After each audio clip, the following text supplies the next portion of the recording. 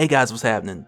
So now, with getting back into the Immortal Hulk, like in this issue, it feels like we're really on the verge of a hierarchy shift. And to be honest, with like the direction that it seems like it's taking, like I don't mind it at all. Cause at the end of the day, it's up to Banner which Hulk is the strongest. So now let's get into it. But first, if you're new to the channel, be sure to subscribe to catch the spills every week. And don't forget to hit that bell up top so we can squad up in the comments for the first hour.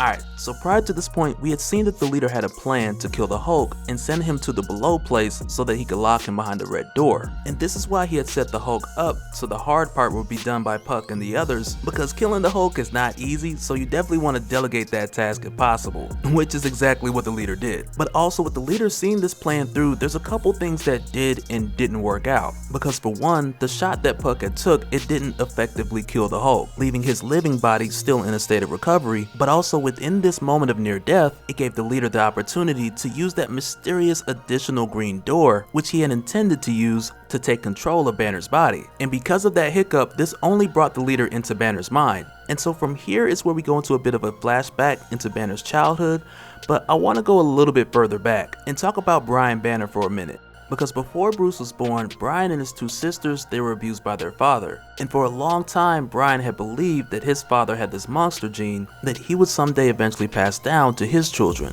And initially he believed that his solution to this was just to not have children, but then after meeting Bruce's mother, Rebecca, his paranoia of passing down the monster gene, it then increased. Because before Brian had got Rebecca pregnant, he had went through a gamma incident at his job when he had overloaded the machine in the process of trying to create clean gamma energy, which then exposed him to gamma radiation. And after this, Brian had went through tests at his job and he checked out and everything had said he was fine, but he had always believed that he was different. And then when Bruce was born, he had then feared that he passed down both the monster gene, but then also his gamma infused genetics. And Brian Banner had noticed that this had affected Bruce's mind more than anything else at a younger age, because even from the time that he was a toddler, Bruce would put together these intricate puzzles which proved that his mind was more complex than it should have been for a child his age. But rather than raising Bruce with love and figuring out these things with his son, protecting his son, and nurturing Bruce's curiosity to learn, Brian was instead fearful and very abusive. But as a result of these gifts that for the most part lay dormant within younger Bruce, you also then have the addition of his multiple personality disorder, which he wouldn't be diagnosed with till way later on. But this, in combination with his unique genes, it caused him to create different identities, some which reflected from himself and some which were projected from others. And for Bruce early on, this is where the Devil Hulk was formed.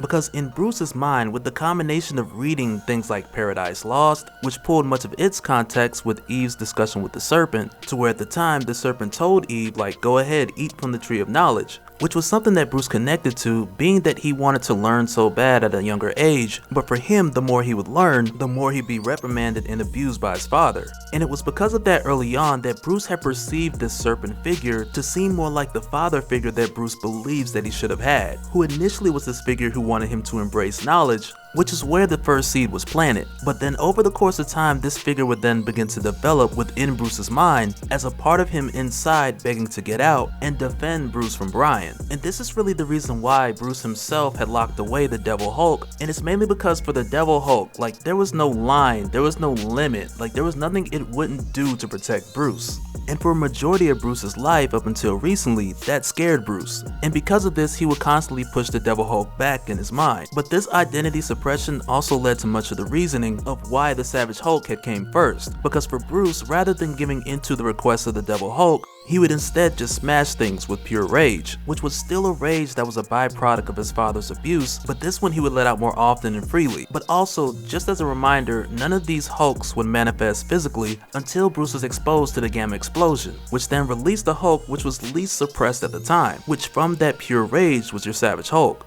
But jumping forward to present day, we see that the Devil Hulk, he still holds that father figure within Bruce's mind, like of the ideal father and protector of not just Bruce, but also all the other different Hulk identities that sit within Bruce's mind, the inner world. And at this point, the leader has the Devil Hulk locked away, but even with doing this, Devil Hulk still sees and he's watching both Savage Hulk and Banner hurting, but just out of his reach. which as we know from the Devil Hulk, that is something that he takes personal. And even up to this point throughout Immortal Hulk, he's mentioned a number of times the fact of him taking it personal anytime that Banner's hurt or even anytime the Hulk's been attacked. But it's also here where we see the leader dragging Savage Hulk through the inner world to where for one, he's surprised that that shot from Puck didn't kill him, but then also he hears Savage Hulk crying for his daddy. And initially the leader doesn't think much of it, he just laughs it off, he tells him daddy's right here and he pops him on top of the head.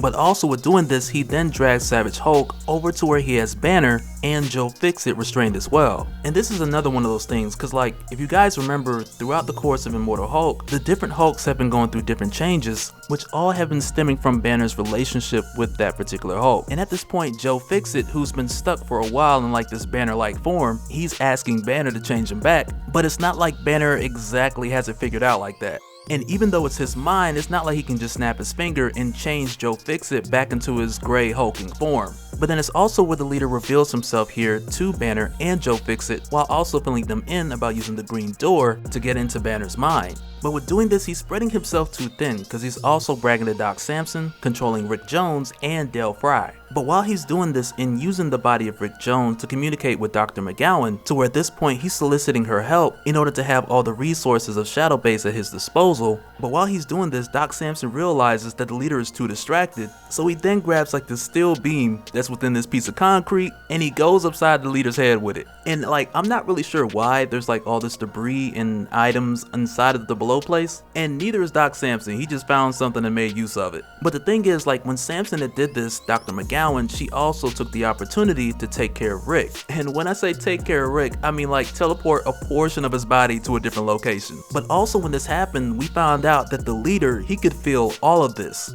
He could feel the hit from Samson, obviously, but also in addition to that, Rick being torn in half, which for him was a new discovery at this point. But then also with seeing this, Joe Fixit taunted the leader, which then provoked the leader to push his plans into the next phase, which in this case was sending Bruce back to the below place and locking him down there with the red door. And this is where the story starts to go Dragon Ball, because as the leader's approaching the door, he then hears a boom from the other side of the inner world, and when he sees this, he immediately realizes that this is the Devil Hulk, who has broken out of his prison and leaped in to rescue Banner. And when the leader sees this, he's absolutely confused, because prior to this point, he believed he was the strongest Hulk in Banner's mind, and it had also seemed at one point that Green Scar was as well. But the Devil Hulk gives the explanation that within Banner's mind that there's no other Hulk stronger than him. And aside from Banner locking away the Devil Hulk himself out of fear of the Devil Hulk, he was only locked away recently because of the underhanded influence of Xemnu that had been toying with Bruce's mind. But aside from this, I'd also say, like, as far as the strength of the different Hulks and their hierarchy within the mind of Banner,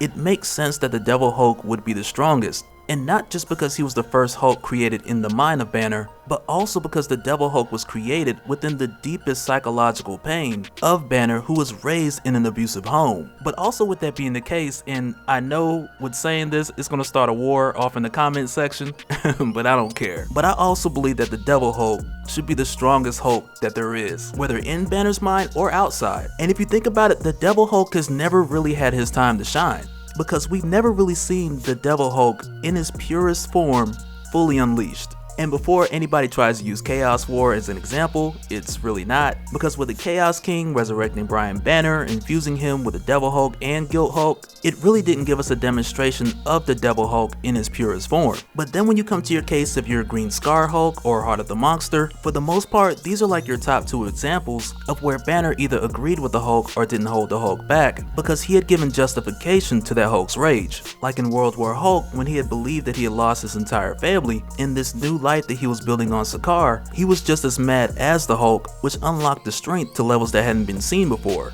And then in the case of Heart of the Monster, which was another instance where Banner just let the Hulk go, this Hulk in this moment then displays strengths greater than Green Scar. But then in the case of Devil Hulk, who has barely seen the light of day, like prior to Avengers No Surrender, he has always been held back within Bruce's mind, if not locked up completely by Bruce, because he is terrified of what this Hulk in his purest form and raw strength is capable of. And the scary thing is, like, from Avengers No Surrender throughout the entirety of Immortal Hulk, Bruce and the Devil Hulk have been growing closer and closer. And so now this puts us in the place now with no Xemnu in the way and Bruce not holding the Devil Hulk back, giving us the opportunity to see some of what the Devil Hulk is really made of. Although at this point within the mind of Banner, but once again the strength of the Hulks always depends on the relationship with Banner and the pain associated with their creation. Unfortunately enough, the leader gets to test that out, while feeling everything even in the leader's hulking form.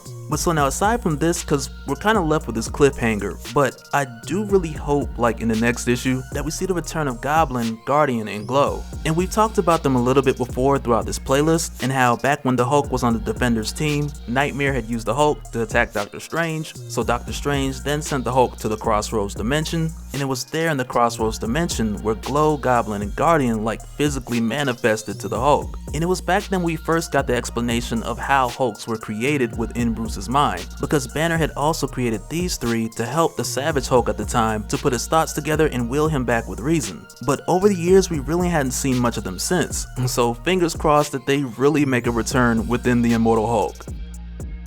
And so now real quick, I want to give a special shout out to all the Patreons.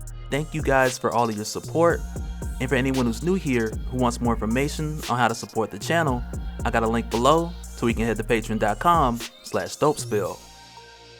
But that'll do it for this one, guys. Let me know your thoughts down in the comments below, and feel free to go ham on your debates of which Hulk you believe to be the strongest. Because even still, like for me, in spite of all that we've seen throughout Heart of the Monster, World War Hulk, Onslaught Saga, like I still believe that we still haven't seen the rawest, purest, most dangerous Hulk unleashed in the Devil Hulk, with the exception of the next iteration of the multiverse, because that's just a whole nother level. But let me know your thoughts down below, and we'll do it again in the next one. Alright, later.